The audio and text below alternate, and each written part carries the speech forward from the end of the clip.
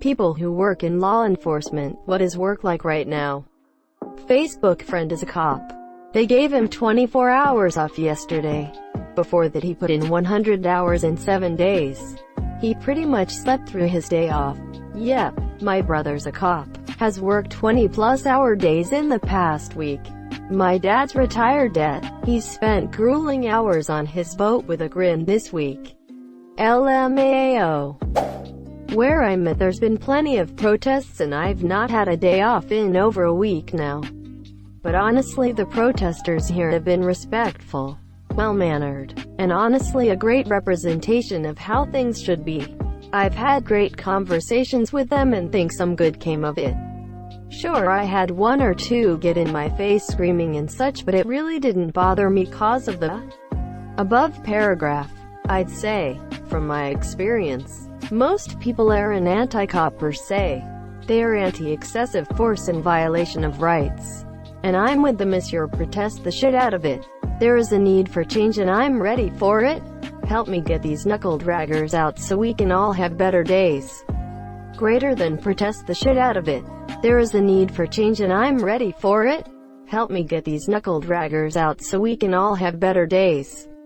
You know what would be better than people protesting? Good cops such as yourself outing or arresting the bad ones. That blue wall of silence is a motherfucker though, huh?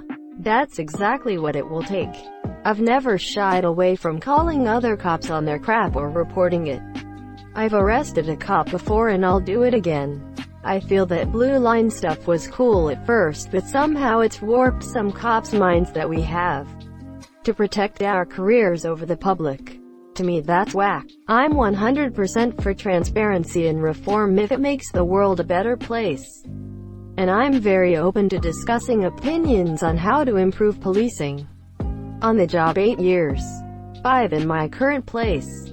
3 as a detective. Work is fine. Our local communities went out and protested. We were out there to support them this year. We didn't have any rioting or looting.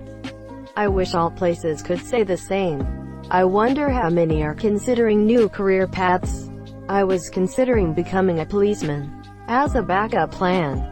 Having studied systemic racism, cop culture and multiple flaws of the police system for the past year, I was confident the awareness brought by my university program would allow those who would join the police to be better than the current ones. However, I am kinda worried about the social etiquette that'll come with joining the ranks now. Good thing it's a backup plan. I guess.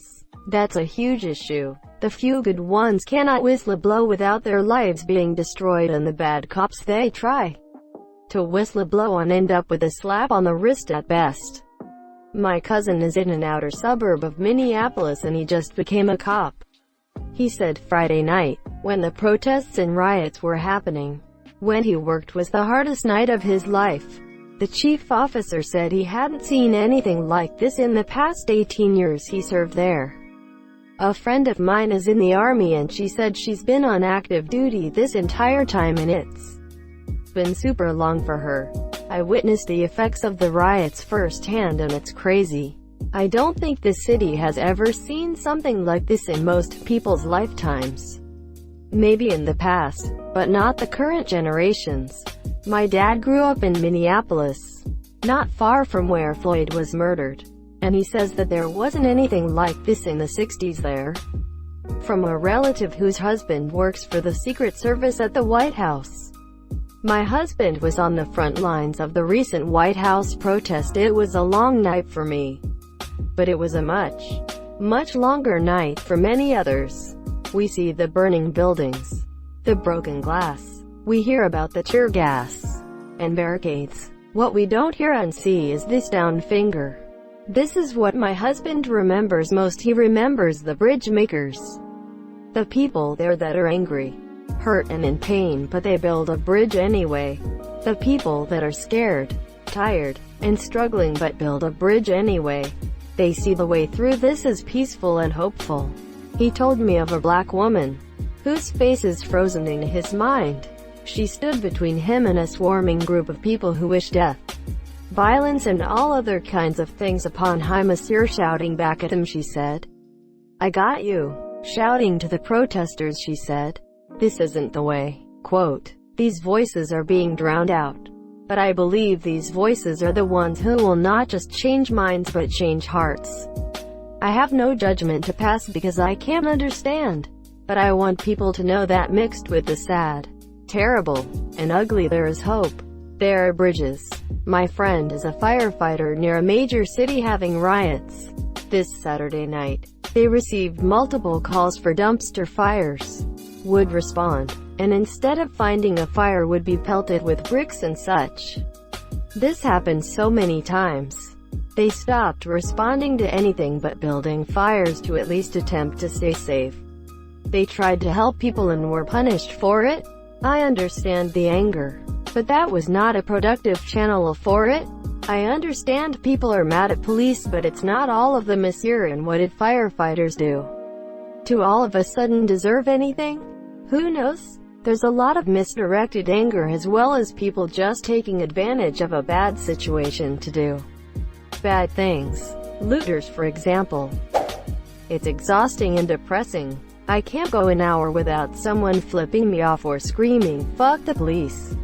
I'm just as upset about the murder of George Floyd and police brutality in general as anyone else.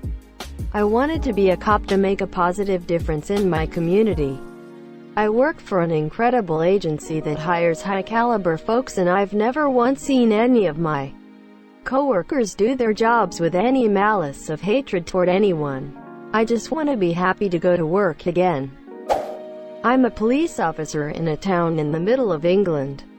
It feels pretty detached from what's happening in America, or even what's happening in London. We had protests over Saturday and Sunday, but there was very little overt police presence, in what I think was a deliberate act by our chief constable. As an organization, we've more or less said that we stand beside the protesters, but we will have to take action if there is violence. In the UK, we police by consent, so the police need to imbue a sense of trust in what they do. Otherwise it wouldn't work. There's always a small minority in any protest that appears to only be there to cause problems, or is looking for a fight with the police, or with other protesters. But by and large, the vast majority of protesters where I am seem to be there for the right reasons. Work for me has more or less carried on as normal up to this point. But if the UK is put through a second wave of COVID-19, and there is still civil unrest around the BLM movement, I think we might start struggling to police the way we have been. You probably should have added a serious tag to this. I was gonna tell you that it didn't matter because the serious replies tend to be the top comments. But oh boy, the trolls are coming quick. We had __ vigilante __ terrorist ambushed our sheriffs yesterday. One of the officers died. A young man with his second child due next week. That on top of protests. COVID ordinance upkeep. My friends in law enforcement are having a hard time. Edit. I misused the word vigilante. I don't think vigilante is the right word. I think the right word would be murderers. Didn't he get killed by some kind of domestic terrorist? After reading the posted article, it would certainly seem so. I work in a smaller police department in NJ. We have a protest this week and the department is walking with the protesters. Surrounding departments have had their protests and all were peaceful. In the US, there is a divide in how police are held to certain standards.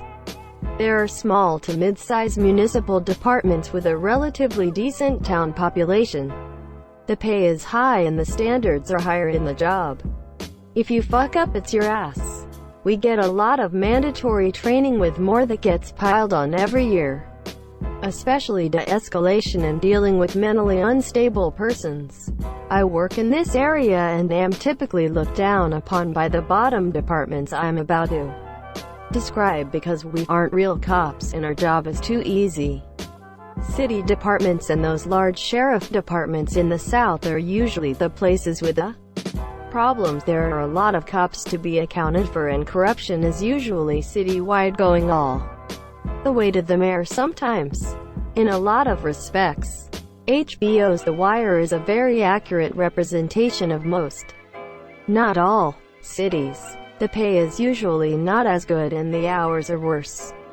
It's also a lot easier to get hired into these jobs, so the candidate pool is naturally shittier. State police are busy sucking their own dick and can do no wrong. No one likes them, monsieur. Joking. Can someone import that style of policing here, please? My midsize Alabama city tear gassed and rubber bulleted a peaceful protest on Wednesday with the mayor's blessing. Then the mayor left town on vacation the next day. Our police chief had a press conference where he showed an Antifa poster that was literally a quote from the Declaration of Independence. They showed everyone why there's protests. Good ol' Huntsville. I honestly expected better. I work in a somewhat rural and tourist-driven area. My department has a good reputation and strong community support, which is nice. We have had peaceful protests that were attended by local department leaders and no rioting. I have noticed people being more emboldened, for lack of a better word, trying to butt into legitimate law enforcement business, yelling, videoing and making the situation much more tense than it needs to be and take far longer than it should, which not only impacts officers but also the people we interact with, who were perfectly fine before an uninvolved person felt the need to escalate the situation for no reason. The shitty part is the unknown. I am entering my 9th year. I am proud of what I do. I have never had a sustained complaint of any type. Never had an excessive force complaint. I am not perfect because I am human, but everything I do at work is above board. If I wouldn't bet my job that the violation I saw occurred or the person I arrest did the crime, then I don't do it. I'll catch the next one. Now I have to worry about some anarchist setting my house on fire with my kids inside because my patrol car is parked there. That's bullshit, and it has already happened to an officer in Jacksonville, FL this week, when his patrol car was torched right in front of his home while his family was sleeping inside. This movement is going to have the opposite effect that it claims to want.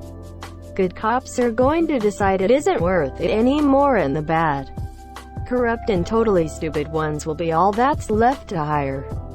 I teach at the local police academy, and it was very hard to get qualified candidates before this started. The standards have been continually lowered since I started, and I expect it to continue.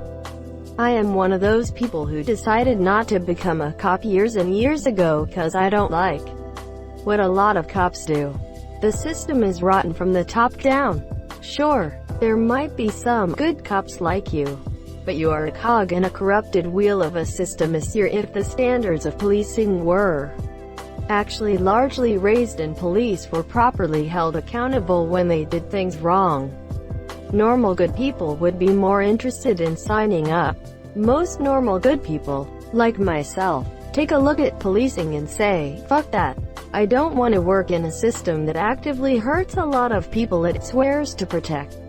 I don't dispute that there are issues with the entire criminal justice system, monsieur. I know of agencies with deservedly horrific reputations. It takes good leadership and accountability to fix those issues. I would never work somewhere without that. The agency I work for is completely transparent. Off the top of my head, I know several employees my department has fired and arrested, prosecuted for various things that some places would be swept under the rug. I am more than fine with that. We need more of it. When I teach the academy, I stress how hard it is to get this job and how one momentary lapse of judgment or wrong decision can take it all away. The department can do a lot of things to you, but they cannot take your integrity. Only the individual person can willingly give that up. I wish the standards were higher and more publicly known to recruit better people. The pay doesn't help that either, and I fear this push to defund the police will again make it worse. If they came and told me tomorrow I could keep my job but I need to take a $10 to $15K pay cut because of budget cuts, I would immediately resign. No question about it. It is a very simple risk versus reward equation. I think the defunding message is getting lost in translation for many of us. The ACLU actually recommends paying officers more and having fewer of them, monsieur. This right here is my fear as well. Thank you so much for watching and have a good day.